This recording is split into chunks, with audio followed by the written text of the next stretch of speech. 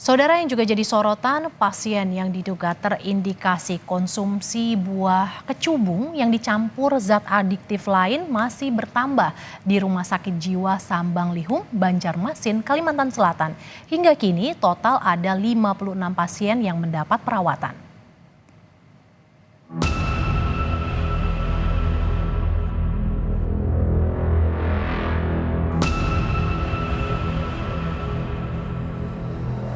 Sudah 2 pekan berlalu, kasus mabuk kecubung yang diduga dicampur obat terlarang tak kunjung usai.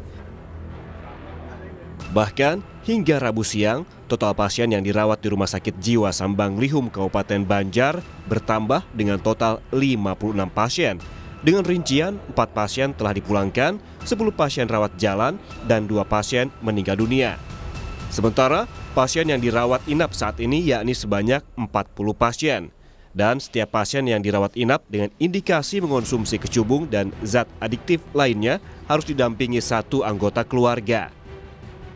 Perawatan dilakukan maksimal selama 2 pekan hingga pasien dapat berkomunikasi dengan baik. Beberapa gejala pasien terindikasi mengonsumsi kecubung dan zat adiktif lain yang ditangani yakni tak sadarkan diri, berhalusinasi, hingga mengamuk. Itu yang kita rawat di sini ada 56 pasien, kemudian 10 pasien dirawat jalan, 4 dipulangkan. Mungkin saya sudah sampaikan tadi dari beberapa daerah, kemudian 2 meninggal. Jadi yang dirawat di sini rawat inap itu sekitar 40 orang atau 40 pasien sampai saat ini. Ya, saya kembalikan lagi tergantung mereka menggunakan apa ya. Indikasi awal memang ada kaitannya obat, kecubung, dan minum-minuman keras. Ada juga misalkan dia kecubung sama obat saja, efeknya tentu beda sama kecubung sama minum-minuman keras. Namun, fakta baru diungkap oleh Polda Kalimantan Selatan. Puluhan pasien yang ditangani di Rumah Sakit Jiwa Sambang Lihum ditegaskan polisi bukan akibat kecubung, melainkan akibat pil putih tanpa merek. Hal ini terkuak usai 2 pasien yang mabuk dan berhalusinasi mengungkap keterangan ke polisi.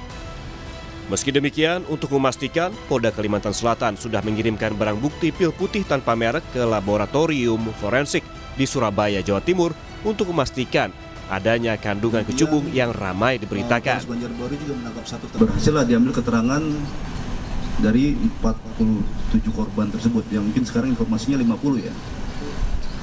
Itu ada 2 atas nama AR dan S diambil keterangan karena sudah sadar. Dari keterangan 2 orang tersebut menyampaikan bahwa mereka mengonsumsi hanya pil putih yang tanpa merek dan tanpa logo yang mereka beli. Alasannya itu obat penenang. Sebelumnya, sejumlah pasien di Rumah Sakit Jiwa Sambang Lihum menyangkal menggunakan tanaman kecubung. Mereka biasanya kerap mengonsumsi pil putih tanpa merek yang ditawari oleh penjual yang sama. Psikiater konsultan adiksi Rumah Sakit Jiwa Sambang Lihum menduga obat tersebut dimungkinkan mengandung ekstrak kecubung.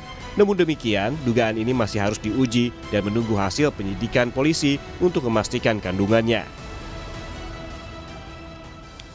Iya, karena pil putih itu efeknya mirip dengan kecubung, ya ini baru dugaan dari kami, mungkin itu mengandung ekstrak kecubung.